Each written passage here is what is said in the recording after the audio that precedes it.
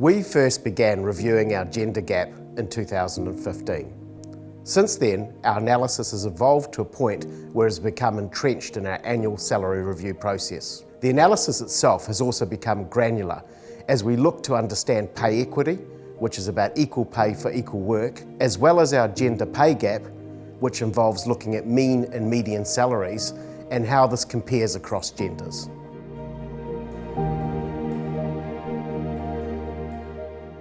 We've identified 3 factors exacerbating the gender pay gap at Deloitte. Firstly, having more men in senior roles compared to women. Secondly, and somewhat related to the first, more men in higher paying areas of the business and more women in the lower paying areas. Finally, how we recruit experienced staff. Our attrition levels for men and women are largely equal. However, we tend to replace those who leave with more men, particularly at senior levels. Reducing the gender pay gap requires equal representation across all levels of the organisation. However, we can't forget about pay equity and ensuring equal pay for equal work.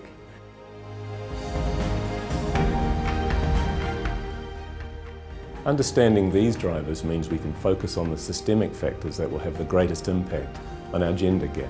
This means a recruitment policy that's committed to 50-50 representation at each stage of the process, and coupled with a leader-led requirement to have a 50-50 gender split for those promoted to senior roles.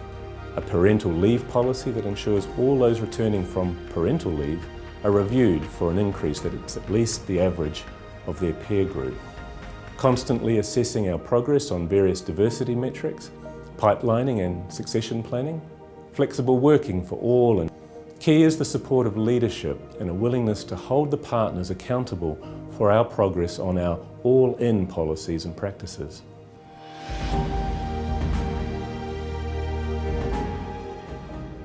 We have designed our own tools to assist with our pay gap analysis, as well as utilising Deloitte's global network and the resources and thought leadership that come with that.